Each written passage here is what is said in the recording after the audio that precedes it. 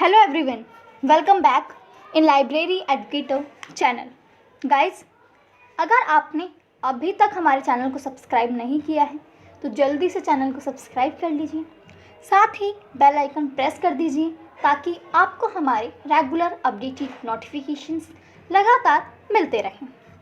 And session पसंद आए तो सेशन को लाइक कीजिए। सो गाइस, आज हम कंटिन्यू करेंगे अपने आर्टिकल के सेशन को, जिसमें आर्टिकल क्या होते हैं, आर्टिकल के रूल्स क्या हैं, ए एंड दा का यूज़ किस तरह से किया जाता है, इन सभी के बारे में हम चर्चा कर चुके हैं।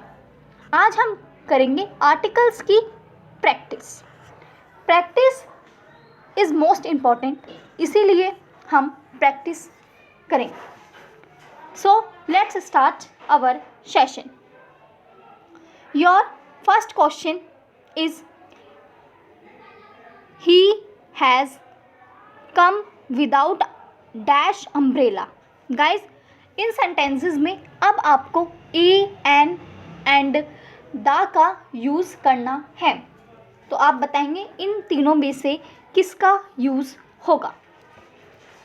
सो गाइज, आपको a एंड n का यूज़ पहले ही बता दिया गया था किस तरह से यूज़ करना है। सो यहाँ पे लिखा है अम्ब्रेला।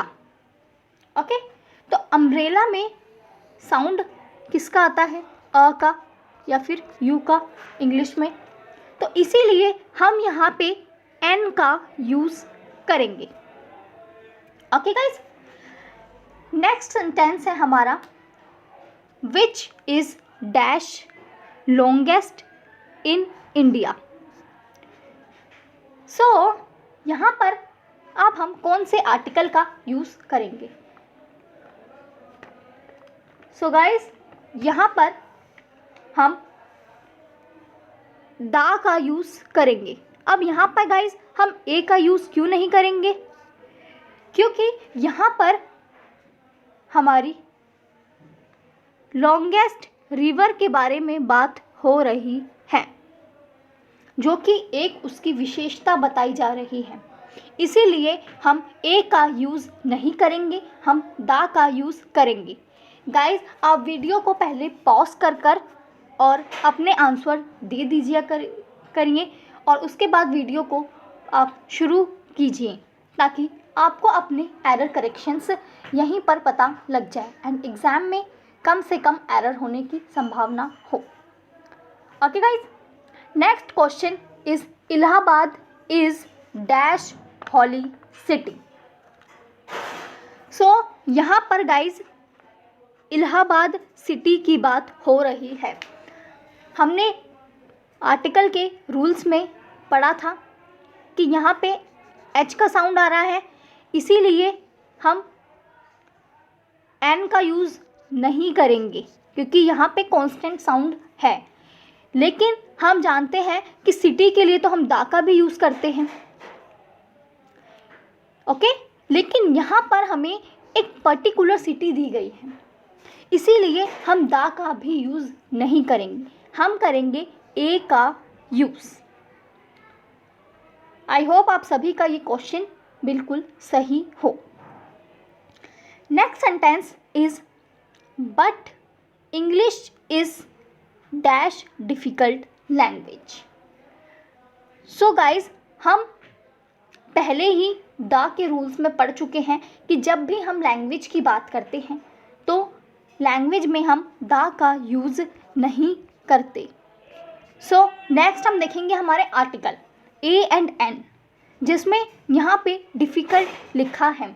डिफ़िकल्ट यानी हमारा ड का यानी डी का साउंड आ रहा है, जो कि कांस्टेंट साउंड है, इसीलिए यहाँ पर हम एन का यूज़ भी नहीं कर सकते, तो हम करेंगे अब ए का यूज़, और ए हमारा करेक्ट ऑप्शन है। Next question is, dash sunrise in dash east. अब गाइज, इस सेंटेंस में एक यूनिवर्सल ट्रुथ का यूज़ किया गया है। क्योंकि सन तो हमारा ईस्ट से ही उगेगा, नॉर्थ से तो नहीं उगता ना। इसीलिए यहाँ पे जहाँ हमारी यूनिवर्सल ट्रूथ की बात हो वहाँ हम द का यूज़ करते हैं। तो दोनों ही डैश में यानी फिल इन द ब्लैंक्स में हम द का यूज़ करेंगे। हम ए या एन का यूज़ नहीं करेंगे क्योंकि यूनिवर्सल ट्रूथ की बात हो रही है, इसीलिए। Okay guys, next question is what dash beautiful scene this is. So अब यहाँ पे डैश में कौन सा आर्टिकल यूज होगा। सो इस सेंटेंस में हम ब्यूटीफुल की बात कर रहे हैं, इसीलिए यहाँ पे हमारा कांस्टेंट साउंड है और हम ए का यूज़ करेंगे। गाइज, अगर आप में से किसी को भी ये ए एन एंड द का यूज़ समझ में नहीं आ रहा है तो डिस्क्रिप्शन बॉक्स में आर्टिकल के सभी वीडियोस की लिंक अवेलेबल है। आप उन सभी लिंक्स को, वीडियो सेशंस को देख सकते हैं ताकि आपके सभी रूल्स क्लियर हो जाए। Next question is they waited for her for dash hour. यहाँ पे गाइस हमारी घंटों की बात हो रही है, इसीलिए हम किसका यूज़ करेंगे, एन का, क्योंकि यहाँ पे स्पेलिंग हमारी भले एच से शुरू हो रही है लेकिन हम इसे ओवर बोलते हैं जो कि ओ से शुरू होता है, इसीलिए यहाँ पे हम आर्टिकल एन का यूज़ करेंगे। Next question is dash Himalayas lie to dash north of India. अब यहाँ पे कौन से आर्टिकल का हम यूज़ करें। सो गाइज, यहाँ पे हिमालय की बात हो रही है जो कि हमारी एक यूनिवर्स से रिलेटेड होता है, इसीलिए हम इस सेंटेंस में द का यूज़ करेंगे। The Himalaya lie to the north of India, क्योंकि हम डायरेक्शन भी चेंज नहीं कर सकते हिमालय का, इसीलिए हम नॉर्थ पे भी हम द का ही यूज़ करेंगे। आई होप गाइज आपको ये सेंटेंसेस क्लियर हो रहे होंगे, और अगर किसी को क्लियर नहीं होता या कोई भी क्वेरी होती है तो आप कमेंट बॉक्स में कमेंट भी कर सकते हैं। Okay, next question is he is dash postman. So यहाँ पे तो हमें क्लियरली पता है कि हम ए का ही यूज़ करेंगे, ही इज़ ए, क्योंकि यहाँ पर हम ही का भी यूज़ कर रहे हैं, इसीलिए। नेक्स्ट क्वेश्चन इज गाइस, ये क्वेश्चन मैंने आपको प्रीवियस सेशन में होमवर्क के लिए भी दिया था लेकिन किसी का कमेंट नहीं आया। सो अब हम इस क्वेश्चन को सॉल्व करते हैं। यहाँ पे लिखा है he is dash Indian but his wife is dash European. Okay, so यहाँ पे गाइज दो कंट्रीज़ की बात की गई है कि ही इज़ इंडियन, मतलब वो एक इंडियन है लेकिन उसकी वाइफ एक यूरोपियन है। तो यहाँ पे ऐसे सेंटेंस में हम इंडियन के लिए अलग, क्योंकि यहाँ पे कंट्री की बात हो रही है, इसीलिए इंडियन के लिए हम एन, क्योंकि वॉल साउंड है इसीलिए, एंड यूरोपियन के लिए हम ए का यूज़ करेंगे। Next question is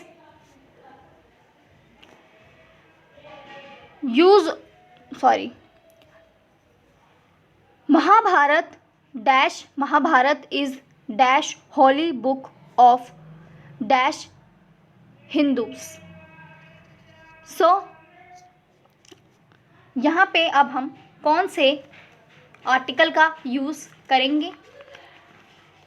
so guys, यहाँ पे हमारी महाभारत की बात हो रही है, सो इसीलिए हम द का यूज़ करेंगे क्योंकि ये एक रिलीजियस से रिलेटेड बुक होती है। इसी के साथ अब हमने महाभारत के लिए तो दा का यूज़ कर लिया, लेकिन आगे हमारा सेंटेंस है the Mahabharata is dash holy book. So यहाँ पे हम हॉली के लिए ए का यूज़ करेंगे, क्योंकि हॉली हमारा एक कांस्टेंट साउंड है और कांस्टेंट साउंड के लिए हम जानते हैं कि हम ए का यूज़ करते हैं। नेक्स्ट आगे सेंटेंस है हमारा बुक ऑफ हिंदूज।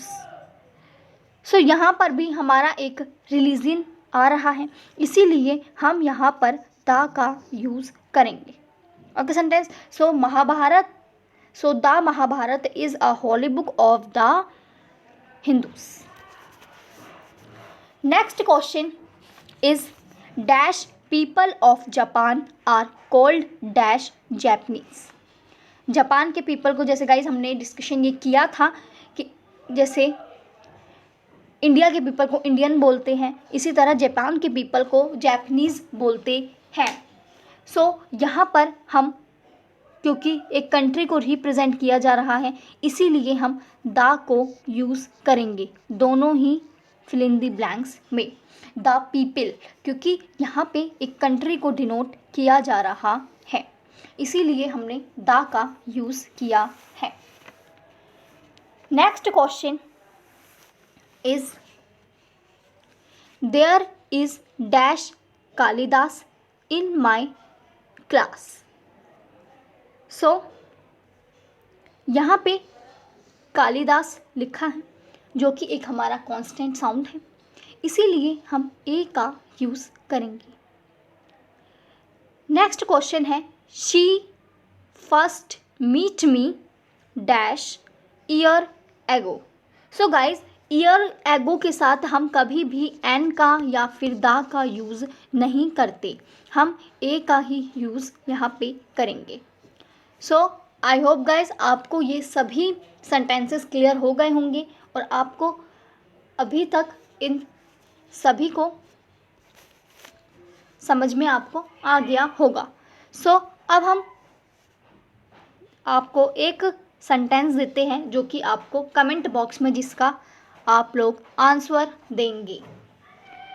सो हमारा सेंटेंस है dash death of dash great